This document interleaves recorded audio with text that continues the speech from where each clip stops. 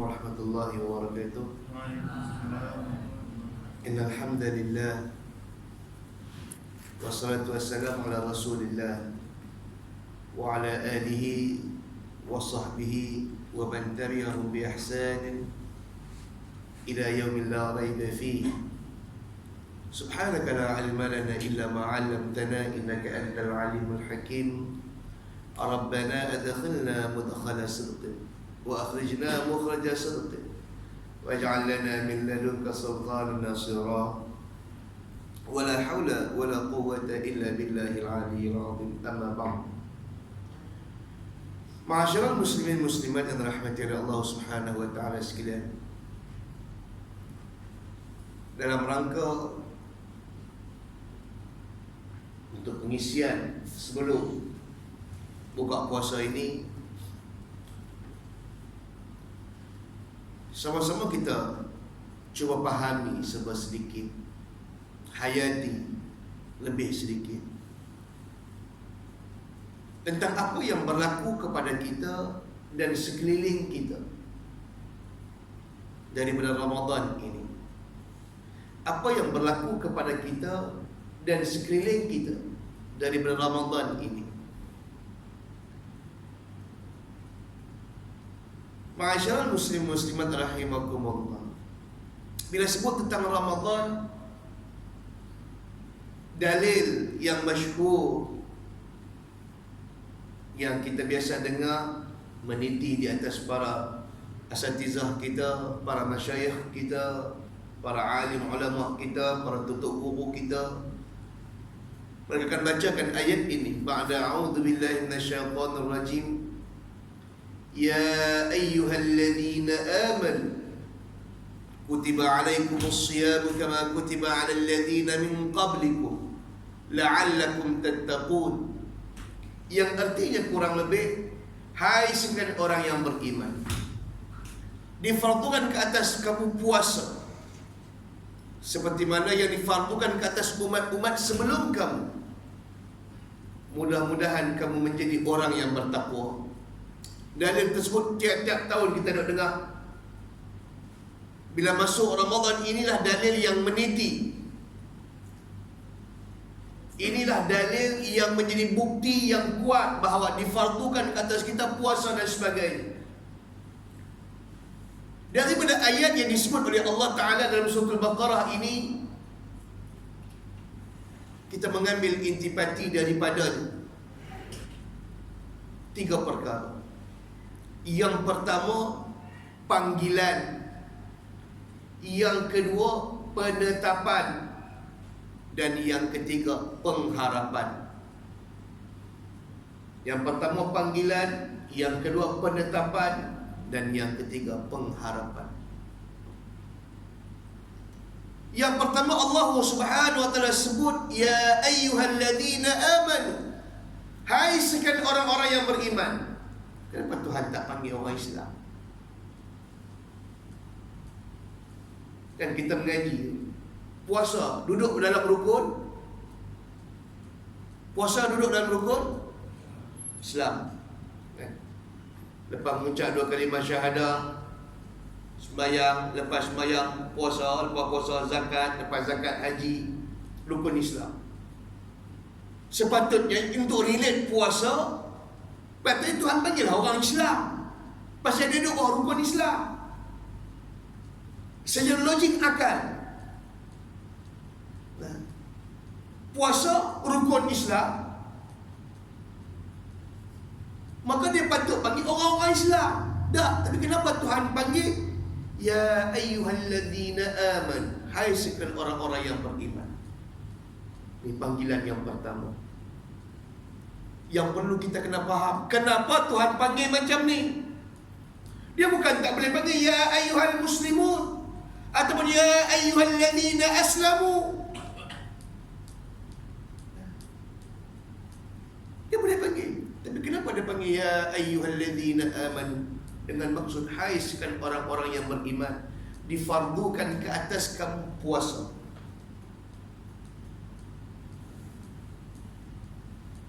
Mudah untuk kita bagi faham, untuk ringkas cerita kita. Allah Subhanahu wa ta'ala telah memperkenalkan permintaan kita. Allah Ta'ala telah bagi apa yang kita nak. Tuhan dah buat kerja dia. Apa dia? Saat kita minta kepada Allah, Allahumma barik lana fi Rajab, Allahumma barik lana fi Sya'ban, wa ballighna Ramadan. Ya Allah, berkati kami dalam Rajab dan juga Sya'ban, dan sampaikan kepada kami Ramadan. Kita minta Allah Ta'ala sampaikan kepada kita Ramadan, dengan maksud bagi peluang untuk jumpa Ramadan. Betul? Dengan maksud, ya Allah sampaikan kepada aku Ramadan, dengan maksud, ya Allah bagi aku ruang, bagi aku peluang untuk jumpa Ramadan lagi. Tuhan bagilah. Tuhan bagilah. Dan kita sekarang duduk dalam bulan Ramadan. Dah hari yang ke 8. Dah. Seminggu lah. Dah. Kita yang duduk dalam bulan Ramadan, kita minta ke Allah, balighni Ramadan, ya Allah sampaikan kepada aku Ramadan. Dan kita telah duduk dalam bulan Ramadan.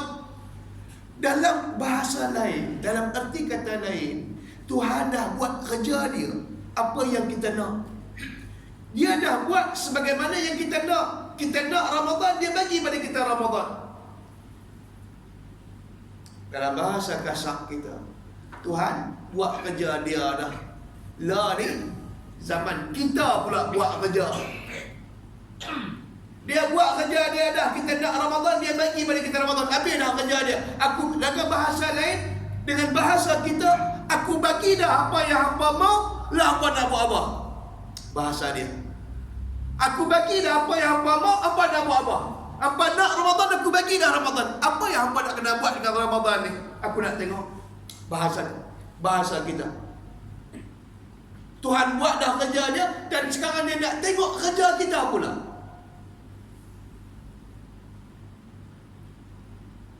Tuan-tuan, yang Nabi SAW sebut tentang puasa ni, apa kata Nabi? Man sama Ramadan imanan wa ihtisaban, kata Nabi, ghufirallahu ma taqaddama min dhanbi. Kata Nabi, barang siapa yang puasa Ramadan dengan penuh keimanan dan penghisaban kepada Allah, pengharapan kepada Allah, diampunkan dosanya yang telah lalu. Kita ulang. Barang siapa yang puasa Ramadan dengan penuh keimanan dan pengharapan, penghisaban kepada Allah, diampunkan dosanya yang telah lalu. Dengan sebab puasa. Apa makna puasa? Bahasa mudah kita yang kata puasa, tahan diri daripada makan dan juga minum, serta perkara yang membatalkan puasa. Tahan diri daripada makan, tahan diri daripada minum kerana Allah. Semudah itukah untuk kita beli keampunan Allah? Dengan hanya tak makan, dengan hanya tak minum, Tuhan boleh bagi kita keampunan? Persoalan kita, apakah semudah meninggalkan makan dan minum, Allah Ta'ala akan bagi kita keampunannya? Ataupun dalam hadis yang lain, Nabi SAW sebut, hadis yang masyhur yang biasa kita dengar, awwaluhu rahmah wa awsatuhu maghfirah wa akhiruhu itqun minan nar. Permulaan Ramadan itu rahmat, pertengahan Ramadan itu keampunan, akhir Ramadan itu pembebasan daripada api neraka. Ada 3 benda: rahmat, keampunan, dan dibebaskan daripada api neraka. Apakah dengan sebab tak makan, dengan sebab tak minum, Tuhan boleh bebaskan kita daripada api neraka? Cukup sekadar itu? Apakah cukup dengan kita meninggalkan makan dan minum ini untuk kita beli syurga Allah? Kita meninggalkan makan dan minum ini untuk beli tiket dibebaskan daripada api neraka. Cukup sekadar itu?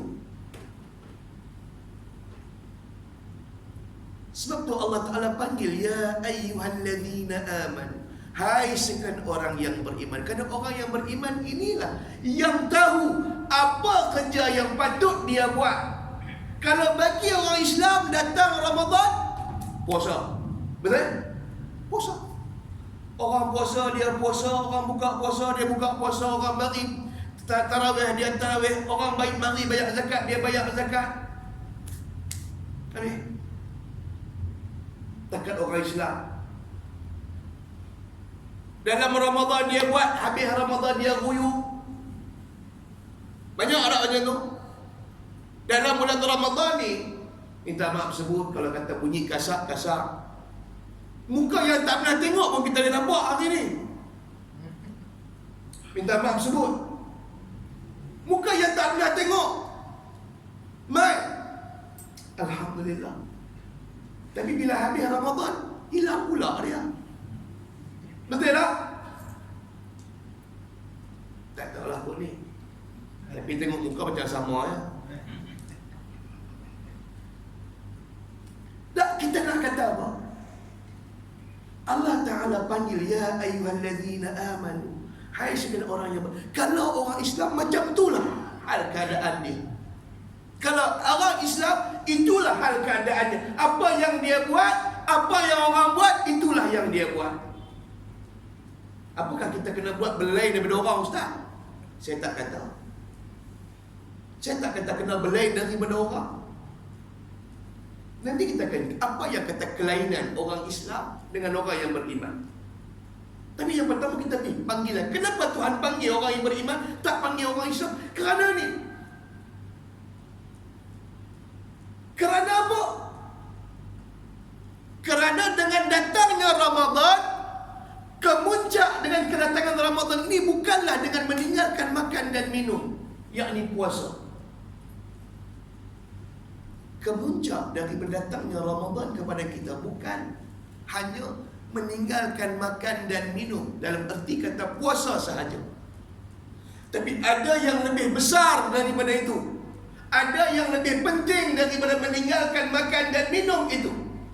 Apa dia? Beriman kepada Allah. Ramadan datang mendidik kita bahawa makanan itu bukanlah yang mengenyangkan dan air itu bukanlah yang menghilangkan dahaga. Ramadan datang mengajar kita, makanan dan minuman itu bukanlah sebab bagi kekuatan. Kerana kita hari ini 11 bulan telah diajar dan dididik oleh dunia bahawa kalau tak makan tak larat. Sehingga dibuat iklan apa? Kekal bertenaga, sarapan pagi kekal bertenaga. Pagi-pagi masjid kau kena minum air ni, kekal bertenaga. Kalau tak minum tak ada tenaga. Kita telah didoktrinkan bahawa makanan dan minuman itulah sumber kekuatan bagi kita, sehingga kita lupa la haula wala quwwata illa billah. Maka Ramadan datang mengajar kita bahawa yang lebih penting dengan kedatangan Ramadan ini ialah mengembalikan keimanan dan kepercayaan kita kepada Allah. Dialah yang memberi kenyang, dialah yang akan melepaskan dahaga, dialah empunya segala kekuatan.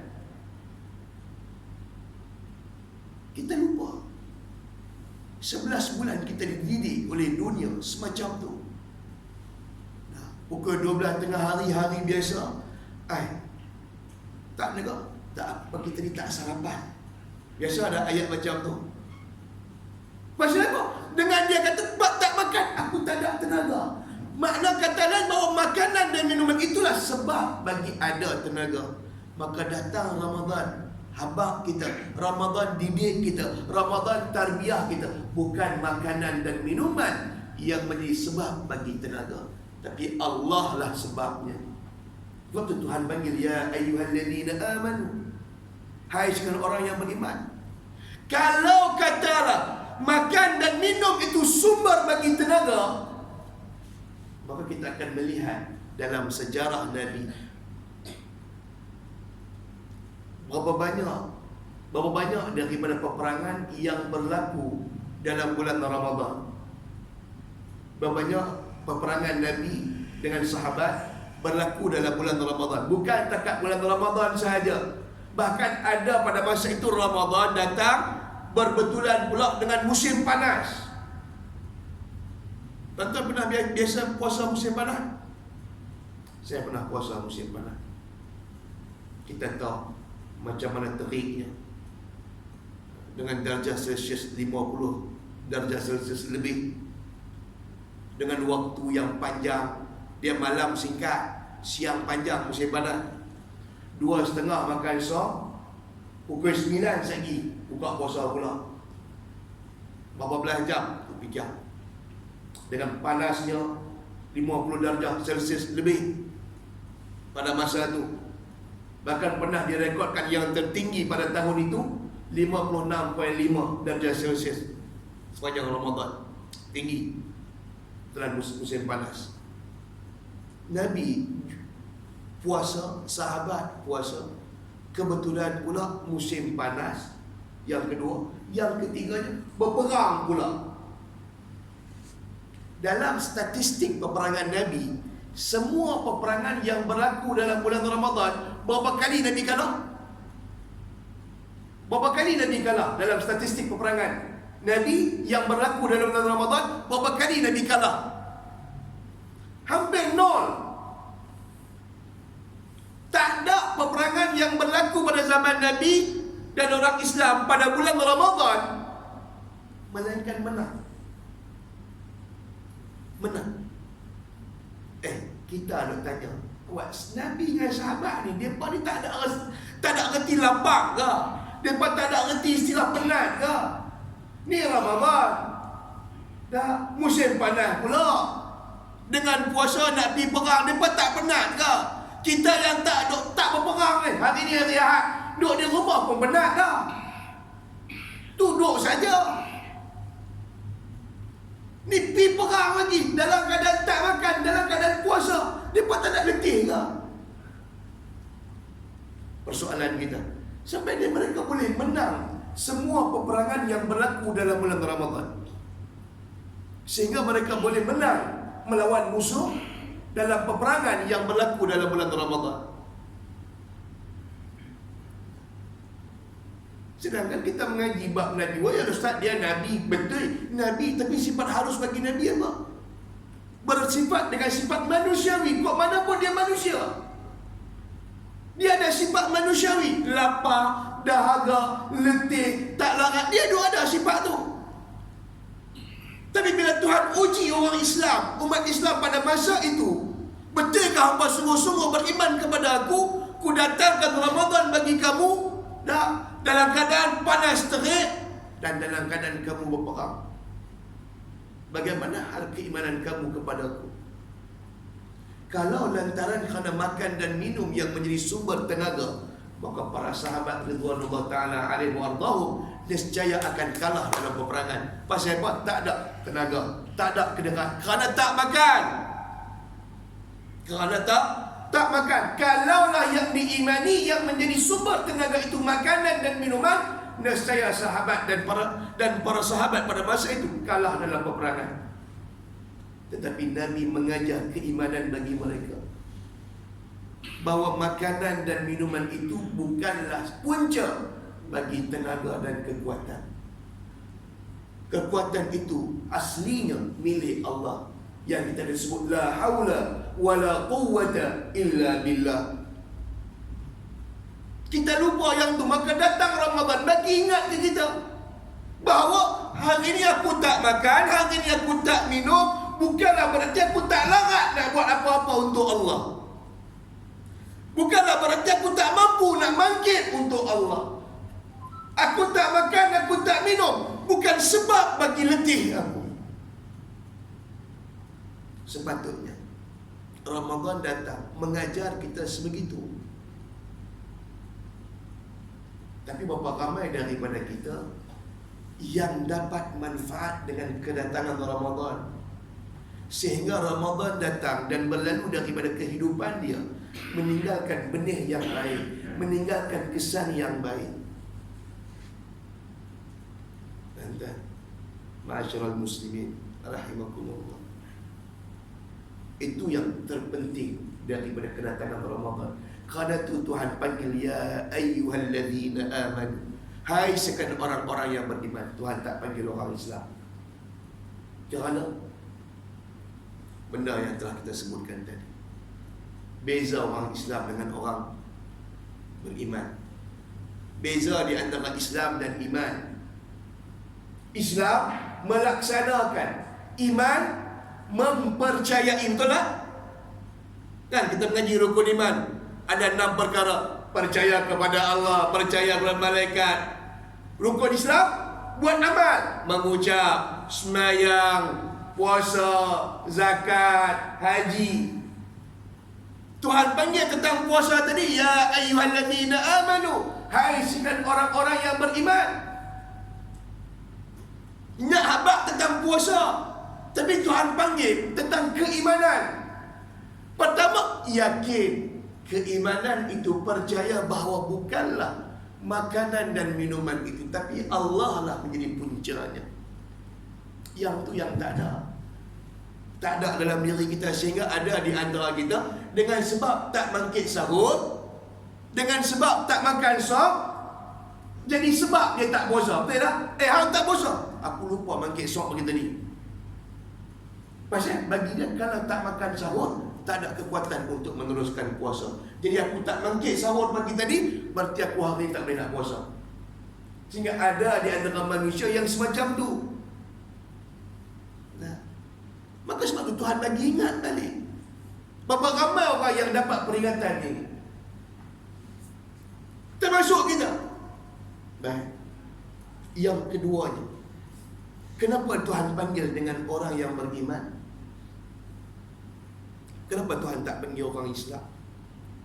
Baik, masalah keimanan. Dengan masalah, bila Tuhan sebut tentang keimanan dalam satu-satu perkara, menunjukkan perkara itu besar di sisi Allah. Kalau Tuhan sebut satu-satu perkara itu dikaitkan dengan keimanan, Tuhan nak bagi tahu benda tu manfaatnya besar. Umpama contoh yang Nabi sebut tadi, man sama Ramadan imanan wa ihtisaban. Barang siapa yang puasa Ramadan dengan penuh keimanan. Dalam firman yang lain Allah Taala sebut, innama ya'muru masajidallah. Sesungguhnya yang akan mengimarahkan, memeriahkan, menghidupkan rumah-rumah Allah itu siapa dia? Tuhan sebut innama ya'muru masajidallah, yang sungguh-sungguh mengimarahkan rumah-rumah Allah ini. Tuhan kata siapa? Man amana billahi wal yaumil akhir. Orang yang beriman kepada Allah dan hari akhirat. Bukan orang Islam. Sepatutnya penuh dah rumah Allah dengan orang Islam. Sepatutnya kena penuh lah. Pasal apa nak sembahyang? Tapi Tuhan kata yang akan mengimarahkan rumah-rumah Allah itu bukanlah orang Islam, tapi orang yang beriman kepada Allah. Nak bagi tahu bahawa benda yang dikaitkan dengan keimanan ini besar. Maka sebegitu jugalah halnya dengan Ramadan ini. Bila Tuhan kaitkan Ramadan ini dengan keimanan, dalam masa yang sama Tuhan nak bagi tahu bahawa Ramadan ini bukan kecil-kecil anak. Ramadan ini bukan biasa-biasa. Ramadan ini sangat besar. Apa yang Tuhan nak bagi, apa yang Tuhan peruntukkan dalam Ramadan ini sangat besar nilainya di sisi Allah, sehingga tidak ada galang gantinya. Sehingga Nabi sebut, barang siapa meninggalkan satu hari daripada hari-hari Ramadan, yang ditinggal satu hari puasa, kata Nabi, tidak ada hari daripada hari-hari dunia yang boleh menggantikannya. Nak bagi tahu besarnya Ramadan tu. Lepas tu Tuhan kaitkan dengan keimanan. Datang Ramadan, apa yang Tuhan nak bagi, apa yang Tuhan sediakan, apa yang Tuhan peruntukkan dalam bulan Ramadan ini, semuanya itu hebat, semuanya itu besar, nilainya sangat bernilai, yang tidak ada galang gantinya. Tak ada yang kita boleh tukar dengan apa yang Tuhan nak bagi dalam Ramadan. Apa pun. Tuan-tuan fikir, tengoklah. Habis-habis kita kata, habis-habis lekeh lah Tuhan nak bagi kat kita. Dalam hadis Nabi, Nabi kata apa? naumu shaimun ibadah. Tidurnya orang yang berpuasa itu dikira sebagai ibadat.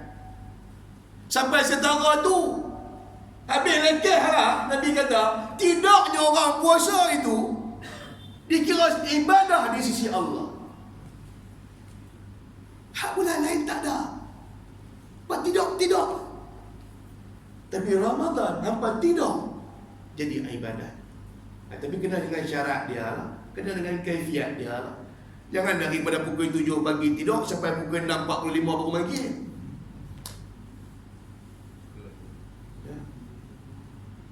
Dah ustaz kata tidur boleh pahala kalau sembahyang sah ya 5 minit habis. Ni kalau tidur lama. Banyak mau kena reti dia, ada syarat dia, ada kaifiat dia. Bukan lebih mudah.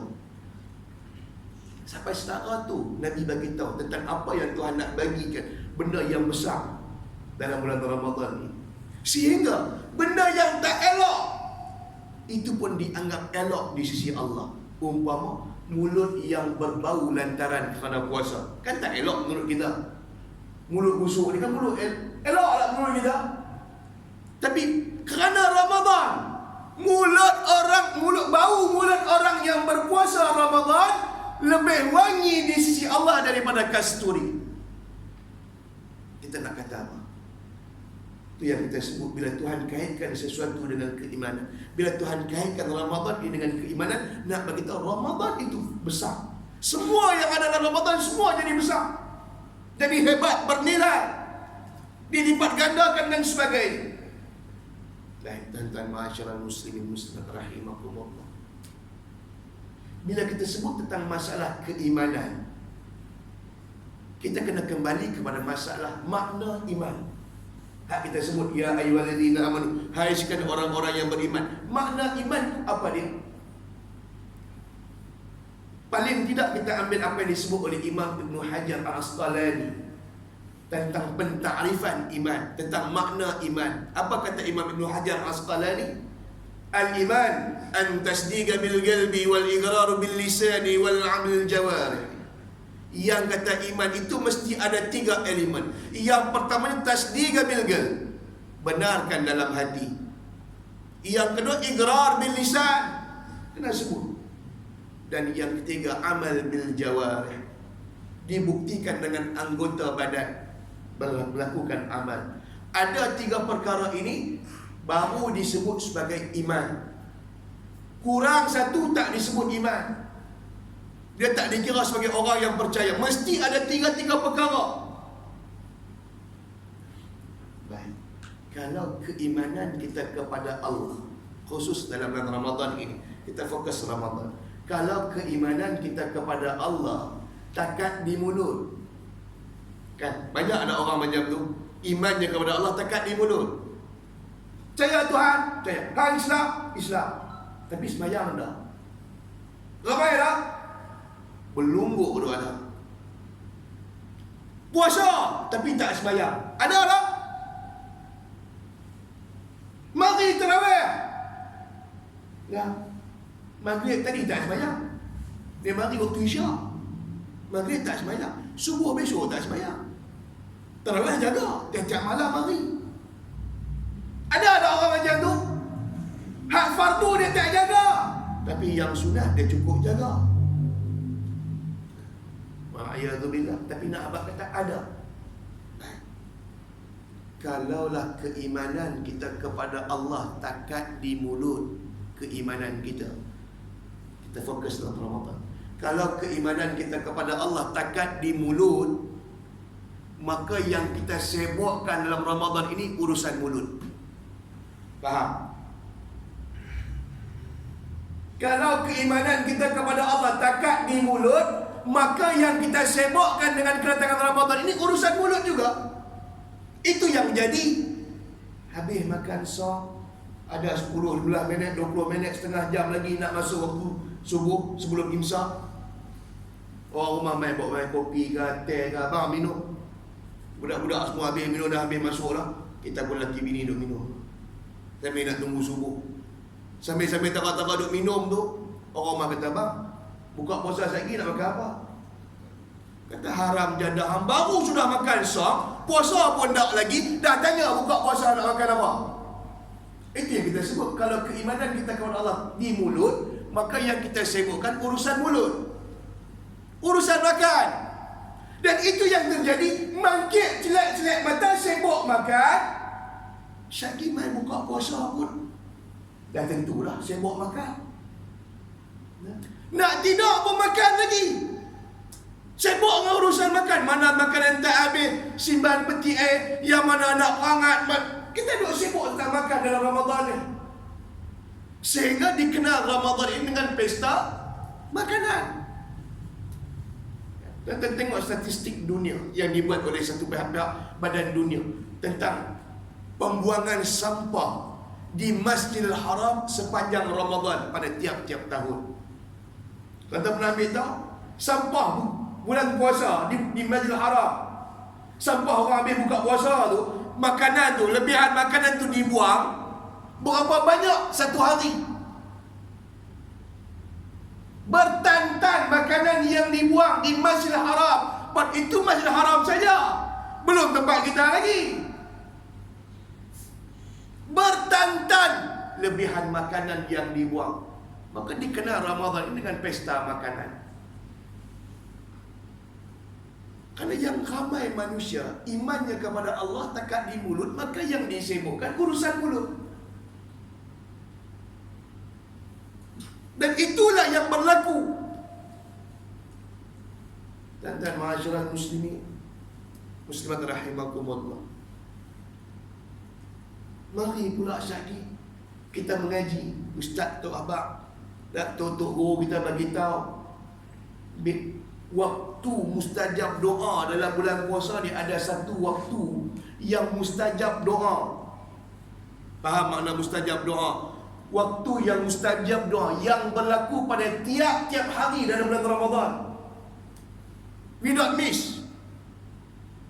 Tiap-tiap hari dalam bulan Ramadan berlaku saat yang disebut sebagai mustajab doa. Menurut Imam Ghazali rahimahullah ta'ala alaihi wa arda, waktu mustajab doa yang disebut oleh Imam Ghazali yang berlaku pada tiap-tiap hari bulan Ramadan, tiap-tiap hari bulan Ramadan, iaitu pada waktu buka puasa. Pada saat detik-detik hampir pada waktu buka puasa, pada masa itu disebut sebagai waktu mustajab doa. Kebanyakan manusia pada waktu mustajab doa ini sedang berlangsung, kita duk sibuk dengan apa? Kita duk sibuk dengan apa? Tu waktu mustajab doa tu kita sebut tadi, kalau imannya kepada Allah di mulut, maka yang disibukkan urusan mulut. Urusan mulut. Tak, kita tak katalah dah tu Ustaz Ramadan tak payah buat apa. Kita tak kata macam tu. Kita ada pilihan. Mungkin mempercepatkan persiapannya, nah, ataupun buat ala kadar, sekadar cukup. Janji buka puasa ni mesti dengan makan. Apa yang perlu untuk buka puasa? Apa makna buka puasa? Habis cerita. Apa makna buka puasa? Apa dah? Membatalkan puasa. Kita mengaji tak bab membatalkan puasa? Berapa perkara yang membatalkan puasa? Bukan dengan makanan sahaja. Faham? Yang kata buka puasa artinya membatalkan puasa pada hari itu. Kita mengaji bab dalam bab perkara yang membatalkan puasa. Banyak. Salah satunya baru makan. Banyak lagi benda lain yang kita boleh guna untuk batalkan puasa kita pada hari itu. Dan arti kata buka puasa, bukan semestinya dengan makanan. Cuma pasal kita telah dididik, kita telah dibiasakan buka puasa dengan makanan. Sebab tu kalau kita sebut dalam manaqib, ada ulama buka puasa dengan jima. Kalau kita sebut perkara-perkara semacam ni, dia jadi tabu. Tapi kita nak habaq kata itulah dia buka puasa, bukan makan saja-saja. Banyak korek hidung. Kalau katalah masukkan satu, pi ambil pen, jolok dalam rongga hidung ni sampai ke atas ni, batal puasa dah. buka puasa dah. Tapi pelik lah kan. Pelik lah menurut kita. Nah, tapi itulah dia buka puasa. Sampai waktu mustajab doa pada kita, kita duk sibuk dengan urusan makan lagi, urusan dulu. Maka berlalulah waktu mustajab doa itu. Berlalu. Ya. Apatah lagi nantinya kita telah diberi faham pula bahawa sunat menyegerakan buka puasa. Betul? Makruh melambatkan buka puasa. Pasal bagi kita, kita faham buka puasa tu mesti kena makan. Mesti kena makan. Sehingga kita mengambil jalan, nak makan boleh lama, nak cepat buka puasa, maka kita ambil jalan singkat, iaitu dengan memendekkan doa. Betul tak? Betul tak? Itu yang terjadi. Allah malaka suktu bika amantu ala rizqafta alhamdulillah rabbil alamin. Mesti nak cepat. Kalaulah pada masa itu disebut sebagai waktu mustajab doa, berapa ramai orang yang dah hilang peluang itu. Tak minta ampun ke Allah, tak minta sumber kekuatan, tak pernah minta makanan yang bakal aku makan ini, ya Allah, janganlah kau jadikan ianya punca bagi penyakit. Kita tak pernah minta. Sehingga hari ini makanan yang kita makan mendatangkan mudarat bagi kita. Betul tak?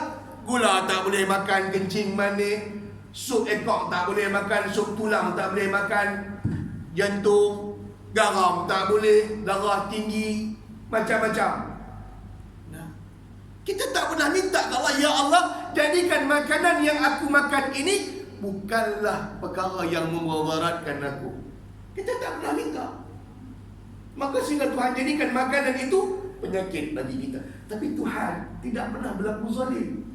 Dia tak pernah jadikan makanan itu penyakit bagi kita. Dia tak pernah buat. Dia tak letak penyakit kencing manis dalam gula. Dia tak letak penyakit kencing manis itu dalam ayak tebu. Dia tak letak.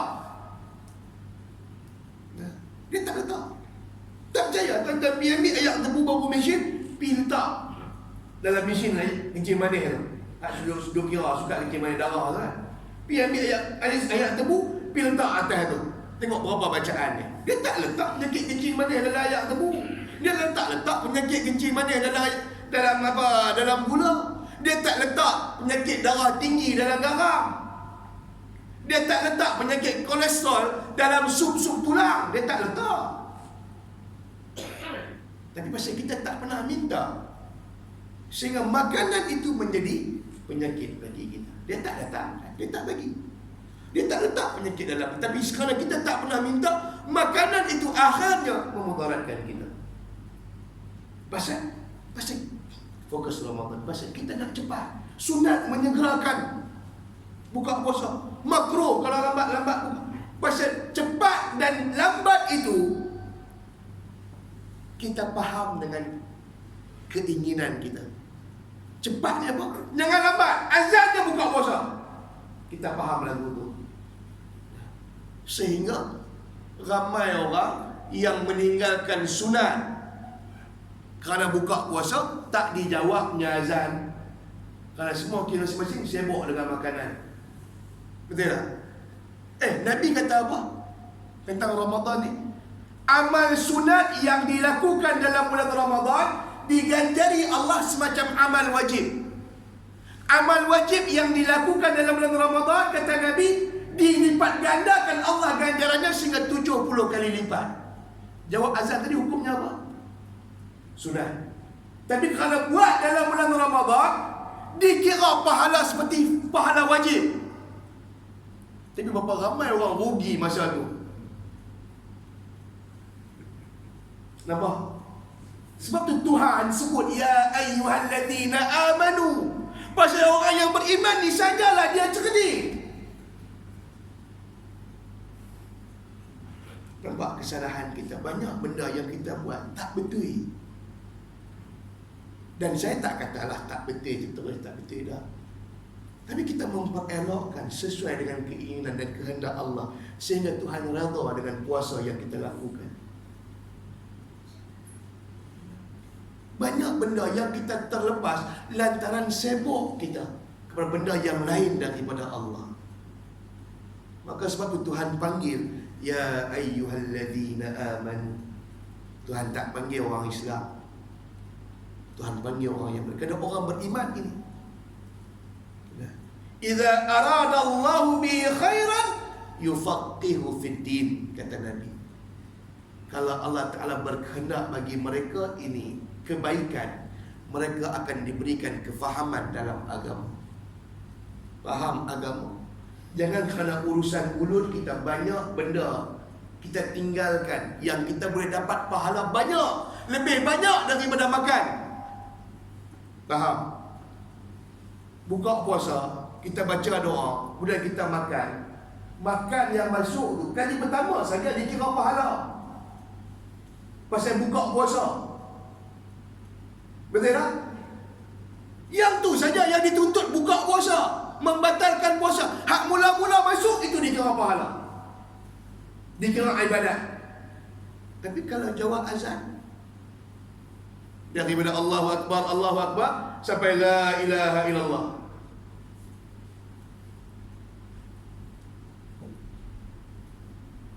anda ma'asyiral muslimin muslimat rahimakumullah. Tuh. Kita buka puasa berapa? 8, 7, 22. Boleh dah kot? Boleh dah? Alhamdulillah. Tak apalah. Kita sebut tadi dalam ayat yang kita bacakan di awal tadi ada 3 perkara: panggilan, penetapan dan pengharapan. Hari ini tak apalah, tahun ni kita dapat panggilan, sudahlah, takat tu cukup. Tentang penetapan dan pengharapan kita sambung pada tahun-tahun berikutnya, insya-Allah, jika ada kesempatan kita. Kita ada satu lagi lah. Ada satu lagi kan? Kita ada satu lagi, insya-Allah kita cuba sambung. Pertemuan kita akan datang. Segala yang baik itu datangnya daripada Allah Subhanahu wa taala. Salah dan silap kelemahan diri saya sendiri, saya minta maaf pada semua dan saya minta ampun kepada Allah Subhanahu wa taala untuk diri saya dan semuanya. Mudah-mudahan kita semua termasuk dalam golongan yang diampuni oleh Allah Subhanahu wa taala. Kita tutup dengan bacaan tasbih kifarah dan sallallahu subhanakallah wa bihamdik, nasyhadu an la ilaha illa anta, nastaghfiruka wa natubu ilaik. Bismillahirrahmanirrahim. Wal 'ashr. Innal insana lafi khusr illa alladziina aamanu wa 'amilus shalihaat وتواصوا بالحق وتواصوا بالصبر. أقول قولي هذا وأستغفر الله العظيم لي ولكم، والسلام عليكم ورحمة الله وبركاته.